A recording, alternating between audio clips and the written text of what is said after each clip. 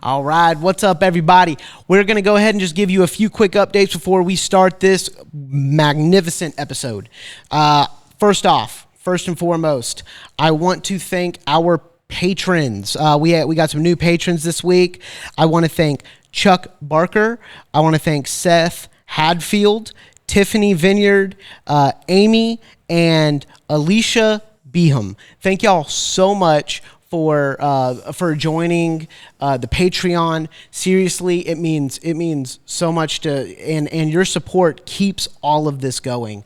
If you want to join our Patreon, you're not a patron already, go check it out because you get early episodes, you get bonus episodes. All the people that I just mentioned, they're in for some serious treats, especially this week because we're going to start vlogging. We just got a new lens for vlogging that's going to fit on our cinema camera. They're going to be really, really cool. We're going to show you places that we're going. We're going to start traveling a little bit more now that we have patrons and we're building that support.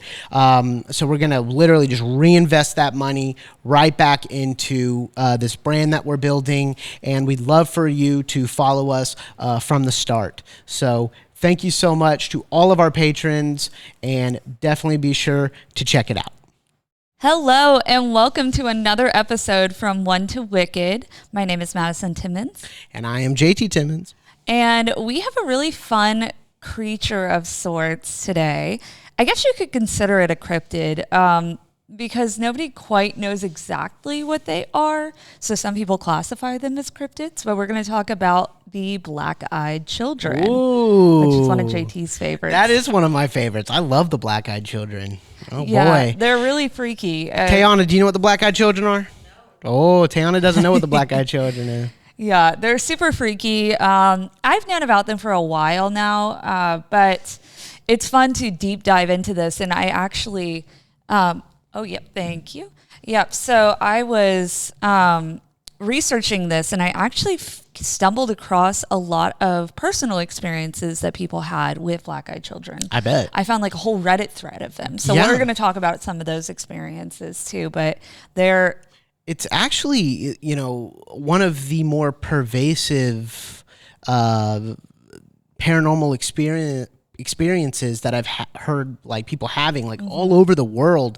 There are so many stories of these like kids with black eyes. So that's why I like it so much, because I feel like if out of all the folklore, this is most likely the most realistic. Also, kids are just creepy. So, you know. So yeah, we're dog people. Yeah, we are. So what they look like essentially is they are small children that usually range from anywhere from like 6 to 16 years old. They don't necessarily stick to a specific gender or anything like that. So just basically it's a child. I always picture them as a brother, sister. Well, yeah, they do appear sometimes like that, but sometimes it's... Are they any race? No, they appear as pale-skinned children. They can have different hair colors, but they always have pale skin and they always have black eyes. So creepy white kids. Basically, yes. But yeah, so pretty much black-eyed children approach adults who are alone, either in their car or at their house. They target single adults. Okay. And they always show up in groups of 2 or more. And usually how they go about it is if they come up to your car, they'll knock on the car window, or if they're at your house, they'll knock on the door. Yeah. And so they always ask if they can have a ride or if they can come in to use the restroom or use the telephone. Sounds like a vampire to me. Yeah, so some people actually think that they're vampires, and we'll kind of go into like what they might be a little bit after we talk about it. But yeah, something that is commonly noted with black-eyed children is that the adults that experience them immediately feel a sense of overwhelming fear before realizing that there's something wrong with the children's eyes. Ooh. Yeah. I like that. It's very creepy. Yeah, that's super creepy. So some people say that the sightings started in about somewhere in the 1980s, but the first true documented account happened in 1998 in Abilene, Texas. Abilene. Yeah. And it happened to a man named Brian Bethel. Now, I read about this. Oh yeah, absolutely. His was really what put black-eyed kids on the market for being On the market? Well, yeah, They're for sale?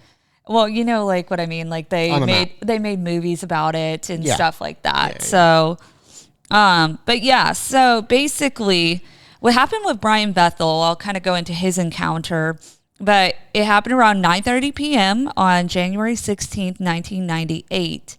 And Brian left his apartment in Abilene, Texas for the drop box to pay his internet bill because it was the 90s, for those of you who didn't realize you actually had to mail off your bills at some point. Yeah. Yeah. But yeah, so on his way, he stopped at the Dollar movie theater so that he, next to his service provider's building, so he could use the glow of the marquee as a light to make out his check. And so cinematic. Yeah, it is. It's very cinematic. And he said, as he did this, there was a knock on the window and he saw two young boys. And he placed them between anywhere like 10 to 14 years old. And the way he described the boys was the boy number one was slightly taller than his companion, wearing a pullover hoodie, a hooded shirt, and a sort of gray checked pattern in jeans. And he couldn't see his shoes, but his skin was olive colored and had curly, medium-length brown hair. He exuded an air of quiet confidence, apparently. Okay. And then, that's a great description. I know, Brian. I feel like I could just visualize exactly. that. Yeah, Brian was very eloquent about this, apparently. Now, boy number two had pale skin with trace of freckles. His primary characteristics seemed to be looking around nervously. He was dressed in a similar manner to his companion, but his pullover was a light green color, and his hair was sort of a pale orange. Wait, so you have one with confidence and one that's like looking around nervously? Yes. I wonder if like one's like the confident one is training the other one then. Maybe. Or maybe just the kid with the pale orange hair was just a jittery kid. I don't know. But regardless, so immediately he knew something was up and he felt a sense of fear. The first boy began to tell Bethel that they needed his help. They wanted to see the new Mortal Kombat movie, which understandably so. Wait, the black-eyed children did? Yeah, that's what they told him that they needed help with. Wow. Yeah, they wanted to go see Mortal Kombat, is what they said. Yeah, they're really going hard on Yeah, this. they had their story. They had their story lined up. But so they wanted to go see Mortal Kombat, but they forgot their money. And instead of asking for money, the boys asked for a lift to their house to retrieve it. And so Bethel was nervous and hesitant as the first boy continued to try to talk him into saying things this. At this point, has he realized the eyes? Not yet. Okay. Yeah. So the boys were trying to convince him to do this by saying like, come on, mister, we just want to go to our house and we're just two little boys. And come on, mister, let us in. We can't get in your car until you do. That's some orphan junk. Right? Just let us in and we'll be gone before you know it. We'll go to our mother's house. And Brian Bethel found himself unlocking the door without realizing, as if he was instructed by the child to do so. Ooh. After catching his hands, he looks back at the kids with a fresh perspective that when he realized that the kids' eyes were solid black, no sclera, no iris, no pupil. Oh boy. Yeah. And so all the stories of people meeting black-eyed kids claim that once you realize their eyes are all black, things start to get dangerous. The second boy continued to stand there completely silent while the first boy threatens him, saying, "We won't hurt you. You have to let us in. We don't have a gun." Weird flex. That's a weird thing to say to someone. Seriously. Okay. And then, according to Bethel, the boy was implying that they didn't need a gun. He started pulling at the door and demanding to be let in. This is a lot more like natural conversation that I thought that they were capable of. I thought that it was just like let us in, or just something like Well, like I don't know, maybe that's the movie's influencing what I'm sure. thinking, but I don't know. Well, I mean, if it's a entity that needs your permission to be let in, they're gonna go about it in a way that is less disturbing to an individual, because if they just stand there creepily and are like, let us in, but they have nobody's gonna let powers, them in. to make him unlock the door. Yeah, but they have to get verbal confirmation that they are allowed to be in the car, or they can't get in. Oh, like a vampire. Yeah, kind Got of. it. Yeah. So, but yeah, so the kids started pulling at the door and demanding to be let in, and Bethel kind of mustered up some courage and pushed his car into reverse and sped home, leaving the boys where he found them. Now, on November 14th, 1998, basically, Bethel, he was a kind of like an author of sorts in ways, where he had a blog and also an email kind of blast that he sent out to people. Okay. And so he had sent out an email to everybody who followed him on this email thread about his experience. And basically, one of his friends, John Northwood, who was a pagan rights coordinator for an organization called Spirit. Now, it starts with John asking in the chat if they really believe in ghosts or kids with funny eyes, and then it launches into his own anecdote with a group of black-eyed kids. And Northwood, the friend, tells a story about his encounter that is almost identical to Bethel's. Ooh. And Brian Bethel claims that he never told this friend about his encounter. Oh, wow. So, Yeah. So, which is really interesting. It's very interesting. So that was kind of like what people started realizing, were like, okay, this is a occurrence that is kind of, it cycles.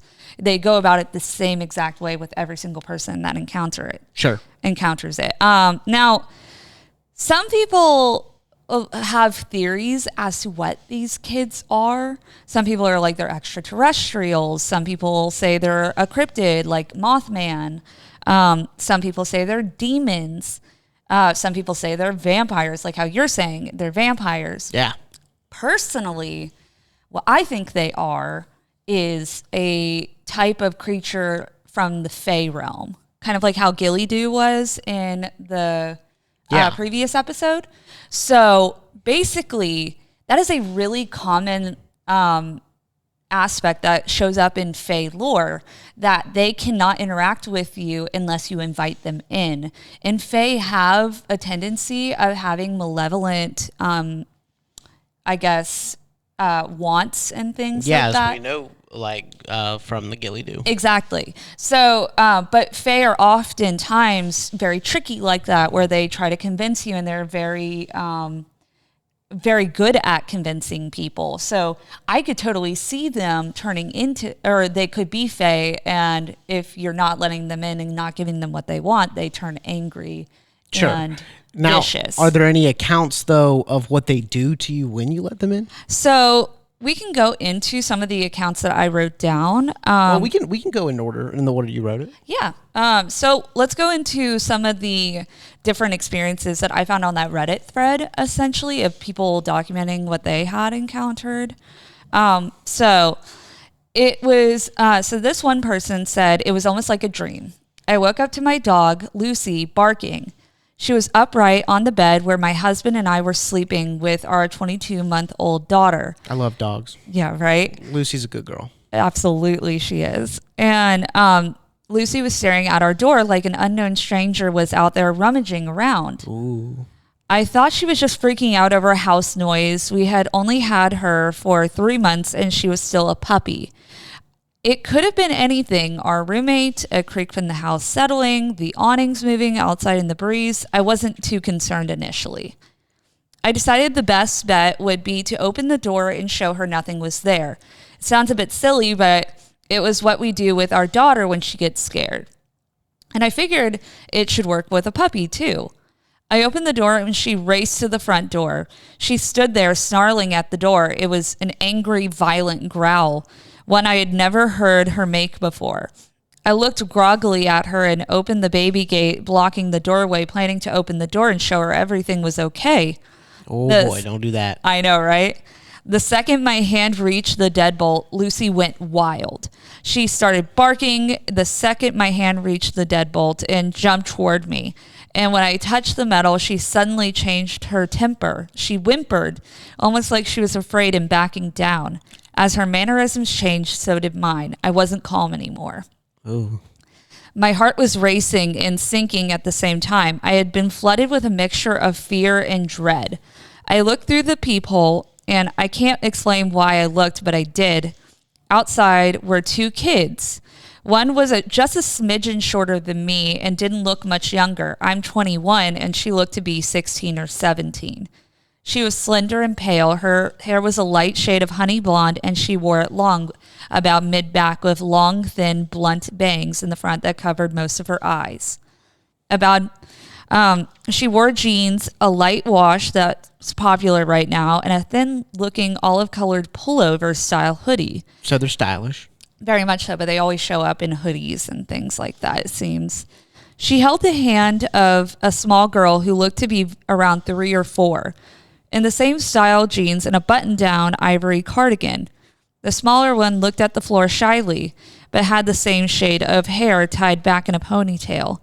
She held the stuffed toy under her free arm, and it was identical to one my daughter has, as was their style of dress. Had it been So they might be targeting their victims because she had a similar teddy bear, and she knows that would resonate with absolutely. the mom. Yeah, so that's the thing is it seems like these creatures are going to do anything to get you to trust them. Yeah. So they probably conjured up some kind of little stuffed animal because they know more about you than you realize. Interesting. That's super. Yeah, I'm not even kidding. If two kids come to my doorstep after dark, I don't think people realize how this story affects people like me. Where if two kids come to my doorstep after dark, I'm not even opening the door, and those kids are screwed. They're screwed. It's true. Even if they're real kids, I'm just not doing it. Yeah. I'm sorry. Like this story ruined it for so those true. kids. Now they're out in the elements, and they're like real kids, and like, oh my God, I need help, and I'm like, sucks. That's why we're married. It's true. But yeah, which makes just the fact that they're able to know things about you before they even come in contact with you makes them lead me even more to believe that they're fae, because fae oftentimes are able to gather information. But I feel on like, you. babe, you always want everything to be like fae because you're just a little Harry Potter nerd. No, I'm serious though. Fae She are wants a mossy cottage in the mountains in the Cairngorms in Scotland. Like that's this right here. Okay, I do. Where the fae be? Like she wants to live in the fae. Okay, I do want that, but there are fae in America also. There's fae all over the world. It's not just Scotland, and I get that, but it doesn't negate the fact that they behave the same way as fae folklore. Our fae got guns. Our fae did not have guns. Oh my God, they behave the same way. It's just a little bit more, well constructed over here and a little less mountainous. Sure. So, anyways, had it not been for the feeling of overwhelming dread and fear, I probably would have asked these kids in and given them some tea or hot chocolate to get them out of the bitter cold. Something about them seemed off. At this point, I hadn't made any noise. I hadn't shushed the dog or grumbled. Nothing. I hadn't turned on any lights. These kids had no indicators I was at the door. The older one spoke. She had a voice that was mature, confident, strong, and accentless. Mm-hmm. She held her head tilted downward and I couldn't see her eyes. She said, "We have to use your phone." I stood frozen in fear. How did she know I was there? She raised her head to face me directly, and that was when I saw her eyes. There was a reason I couldn't see them through her bangs before. They were black, or midnight blue or a dark, dark purple. They were otherworldly, she said. Our mother is worried. As someone who has always been interested in creepy stories, I knew what she was the second she looked at me through the door. I've never been one to believe in these things. As a staunch atheist and skeptic, when it comes to the paranormal, I had written off many a ghost story from friends and families eager to tell their tale. I didn't believe it. Still, I couldn't rationalize my way out of this. I was standing with nothing but a thin wooden door between me and a black-eyed kid. There was no questioning what was right in front of me. I did not answer her. Slowly and silently, I backed away from the door, Lucy still cowering at my ankles. I love Lucy. Honestly, Lucy the OG. She really is. She was there. Seriously. She knew something was up. That's why you always have to have a dog around you. Always get a dog. Yeah. Always have a dog. If you don't have a dog, there's a shelter near you. You can go get one for like not a lot of money. Yeah, it's true. They're great. Dogs pick up on things way before we do a lot of times.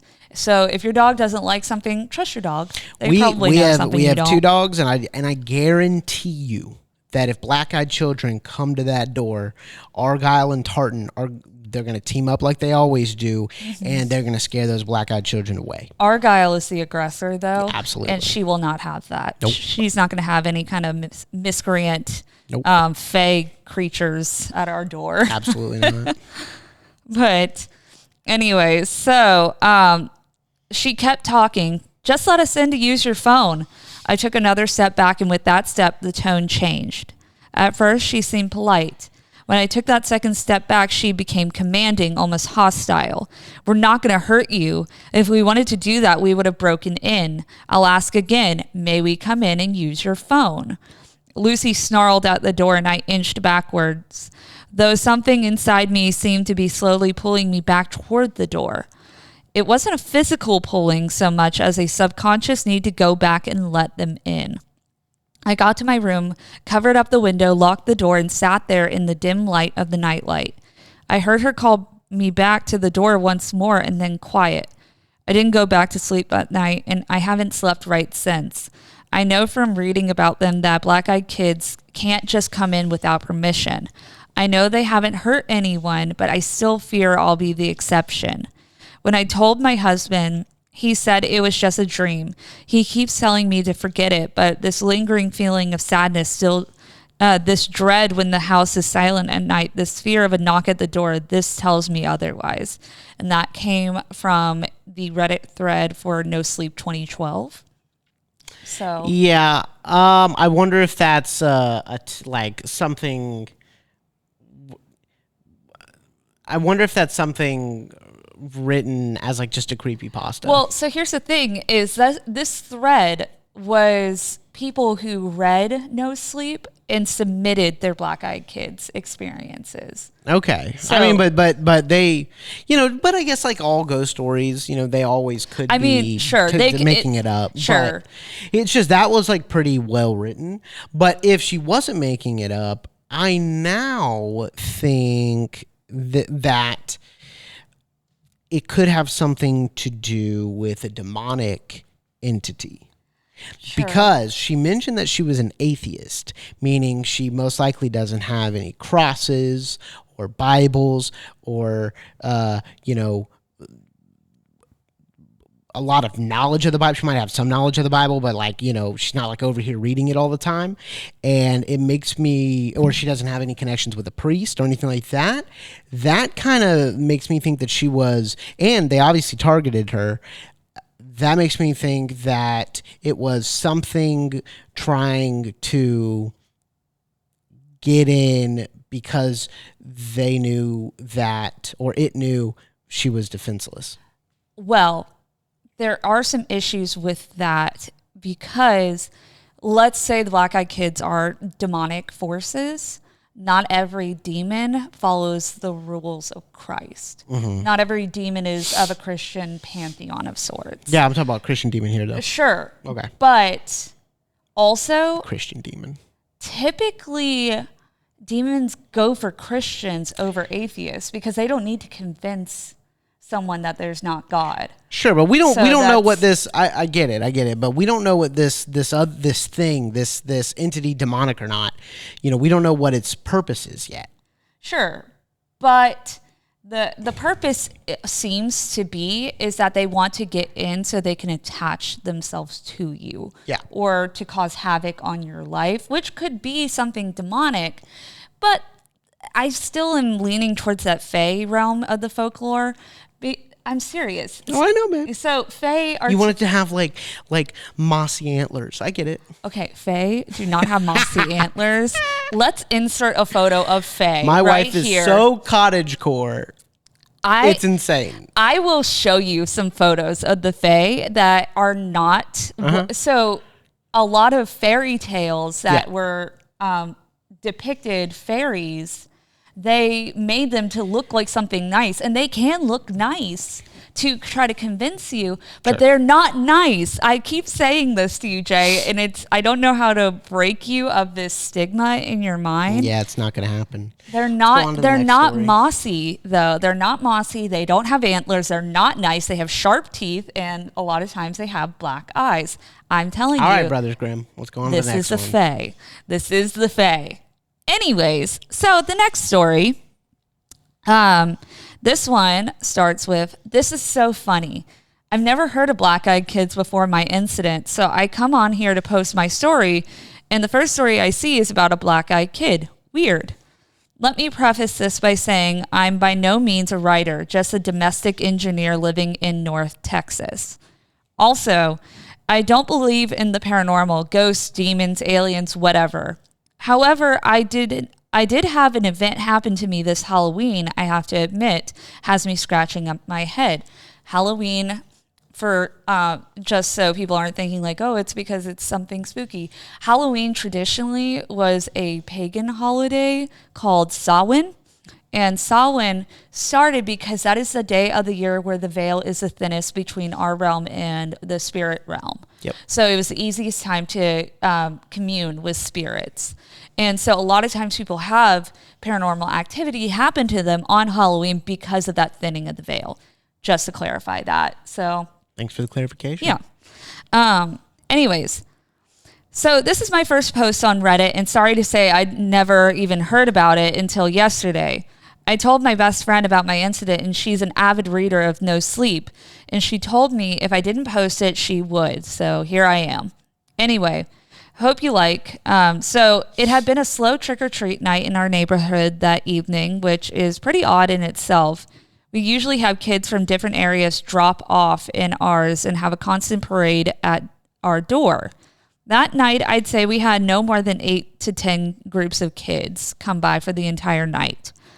It was about 9:30 p.m., which is interesting because that's the same time that Brian Bethel had his experience. Ooh, I didn't even and think he about also was that. in Texas. So that's interesting. Oh, wow.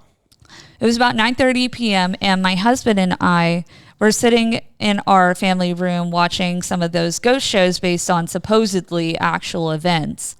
Like I said, I don't believe in that stuff, but I do like a good ghost story now and then, and it was Halloween after all. We hadn't had any activity at the door in over half an hour, and it was getting late, so we decided to turn the porch light off and let our dog Chloe out of her crate. Always a dog. So, Chloe, another good girl. yeah, Chloe is an American Bulldog and is very docile. Well, she's an American Bulldog, so it makes sense. But we only put her in her crate because we were afraid she'd try to get out to play with all the kids, and I didn't want to have to chase after her down the street. Also, we didn't want her to scare any of the kids because she would look a little intimidating to the younger kids. So I turned the outside light off, let Chloe out, and she followed me back to the couch and laid down at my feet. It was getting close to 10 p.m. when my husband decided he'd had enough fun for the night and was going to go upstairs to take a shower and get ready for bed. After all, it was Thursday and he still had to get up early the next day. My teenage son was out with his friends at a local haunted house and wasn't expected back for another hour or so. So that left me alone on the couch with Chloe. Now, just because I don't believe doesn't mean those shows don't freak me out a bit. And being alone now watching, I'd have to say was I was kind of on edge. It wasn't long after I heard the upstairs water for the shower turn on when there came a little light knock knock at the front door. My initial reaction was, what the hell? Really? It's almost 10. Go home. But soon an uneasy feeling came over me. Why the knock? Our doorbell glows, and in the dark and without the porch light, it would be extra obvious to anyone there. I paused. I couldn't really just ignore it. Our front door has a big... Why not? Right? Well, I guess just because... ignore it. Well, I guess because it's Halloween, so she was like, "Oh, I don't want to like ignore any kids or whatever." But our front door has a big beveled glass panel, and anybody right at the door could see in enough to see someone was in the family room watching TV. It would be pretty rude for me to just sit there and not answer it. It's smart for them to choose Halloween because this is the one day of the year where kids come to your door and it's like totally normal. Absolutely. And it would be normal for them to look a bit abnormal because it could be a costume. Yeah. You know? So anyways, knock, knock, What state knock. are they in? Texas. Texas. That's what I thought. So these black-eyed kids They like Texas. They like Texas. All right. All right. So knock, knock, knock again from the door. I glanced down at Chloe and she was gone. My gaze followed her usual path to the front door, expecting her to be on her way there as she normally does. Nothing. She wasn't there. I stood up to look around the room better and found her crouching by the back door like she was wanting out. However, she never asks to go out like that. She always comes and licks my hand or puts her head on my knee. This was totally out of character for her, and I have to say heightened my anxiety. "Chloe, crate," I said. She just turned back to look at me like, "Hell no, lady, I ain't moving." I yelled up to my husband, but if he was already in the shower, I knew there was no chance of him hearing me. Knock, knock, knock. About that time, a car drove down our street and cast just enough light on the door to where I could see the silhouettes of two small children through the glass. I instantly felt relief.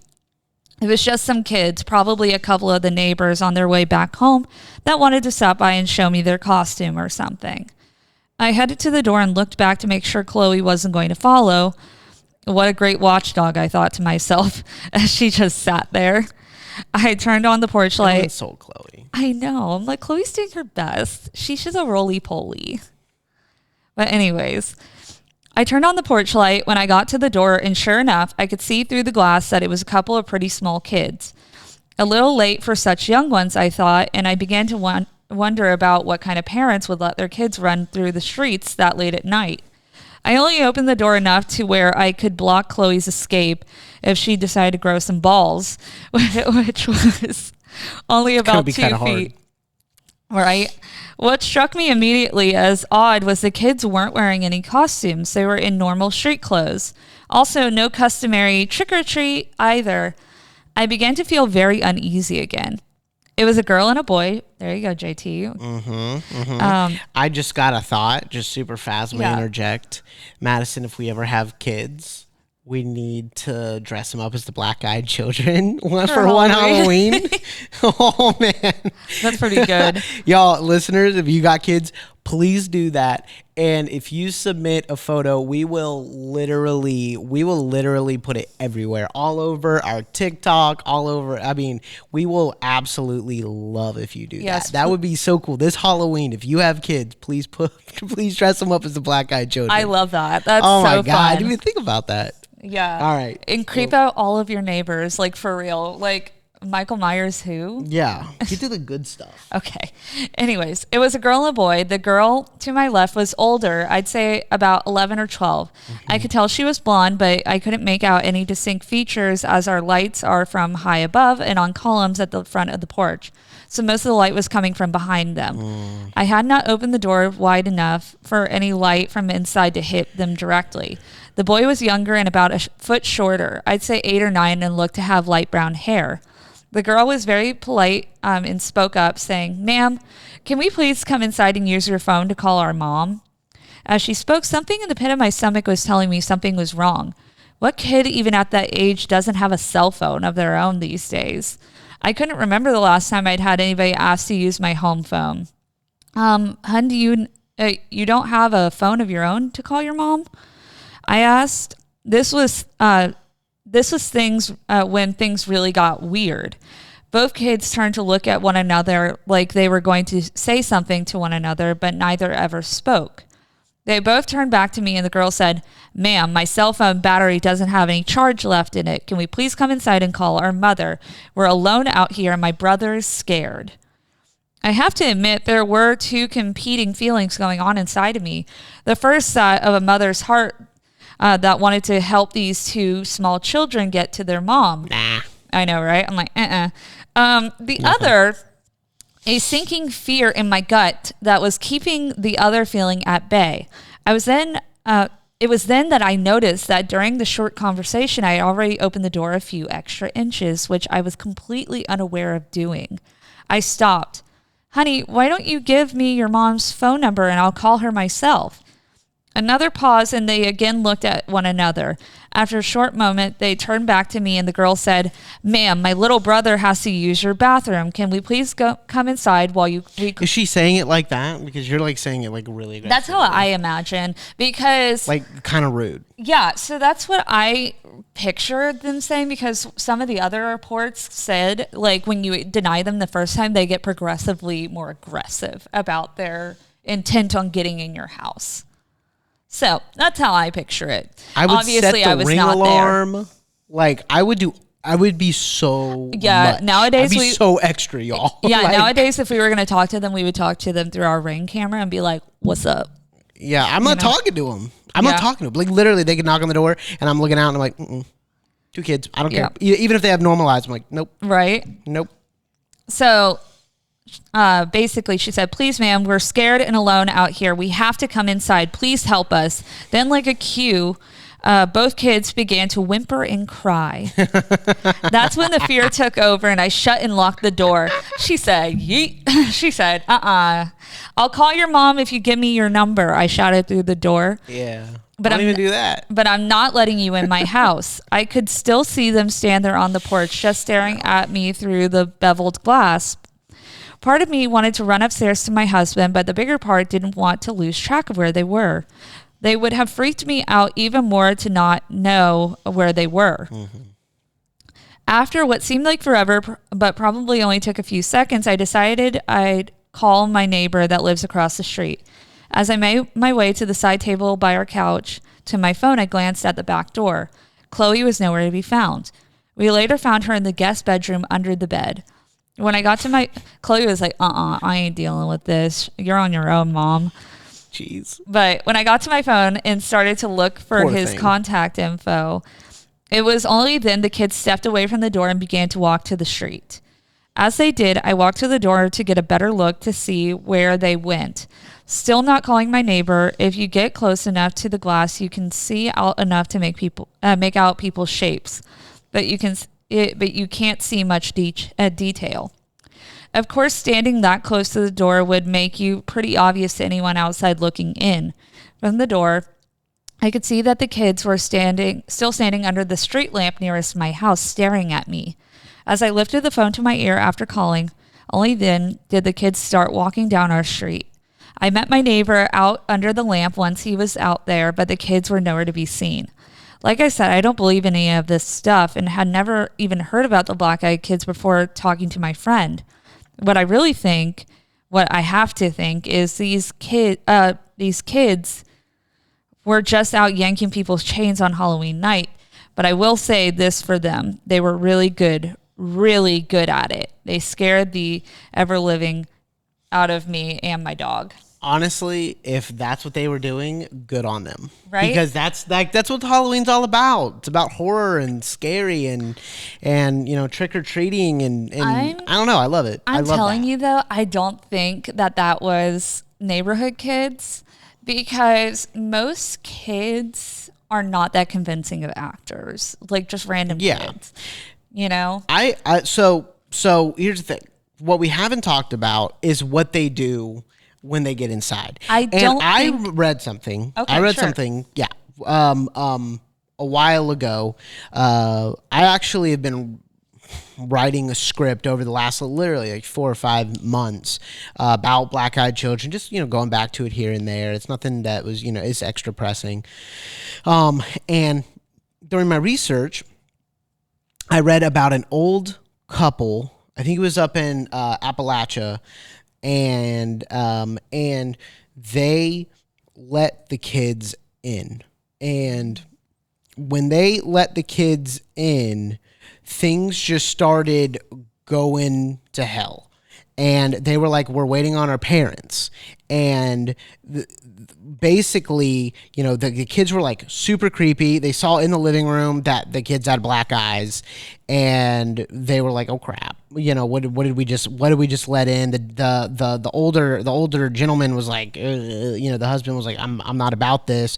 And then their parents came. And they started to walk towards the front door, getting rid of themselves. And they, the old couple, they open the door, everything, and the two kids go out to the driveway, and there are these tall, gaunt figures that are standing in the darkness, just enough in the light to like make out that they're tall, gaunt figures, but nothing else. And the kids just walk into the darkness with them, and they all four walk away, like they walk away with their parents. And literally in the coming weeks, the older man was diagnosed with like cancer. Ooh. And the something happened.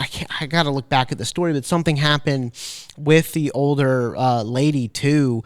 Like her friends started dying and just stuff like that.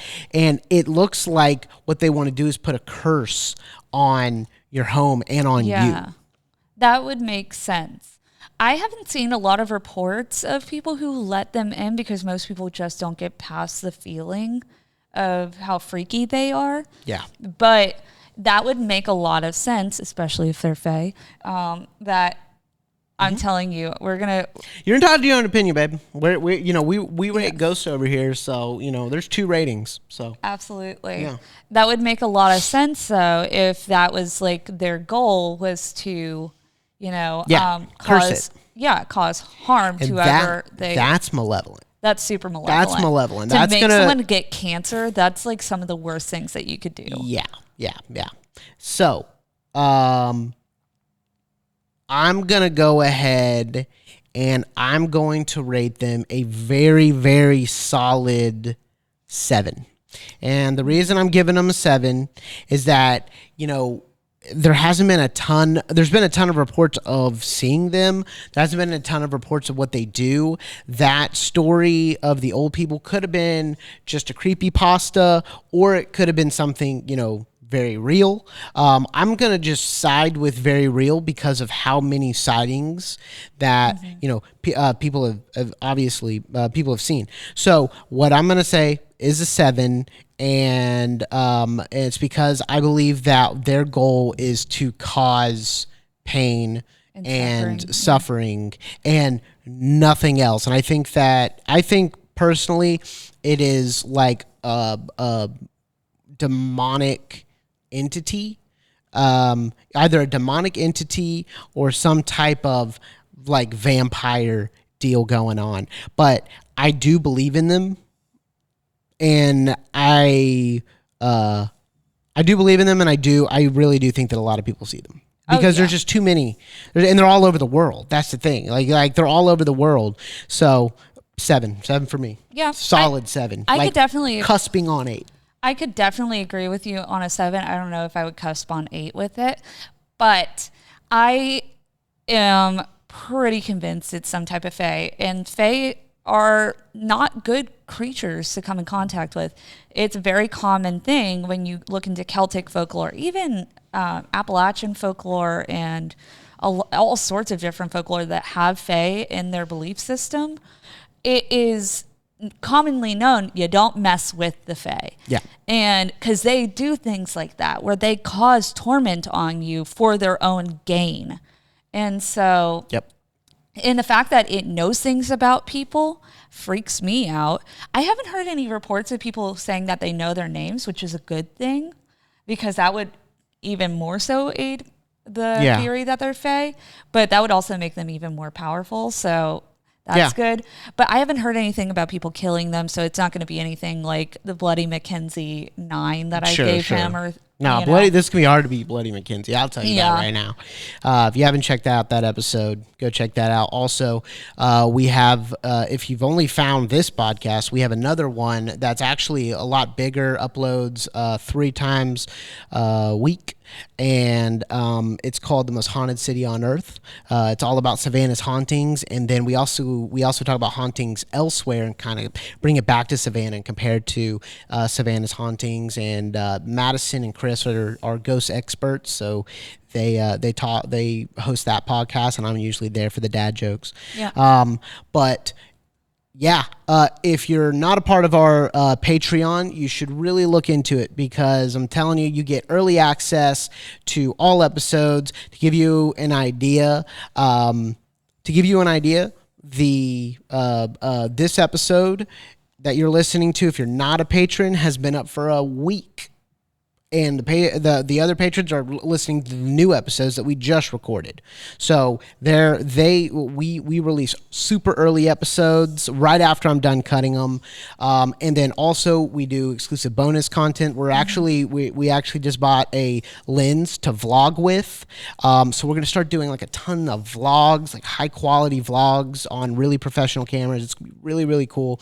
A lot of that's gonna be for the Patreon. A lot of it's also gonna be for the YouTubes.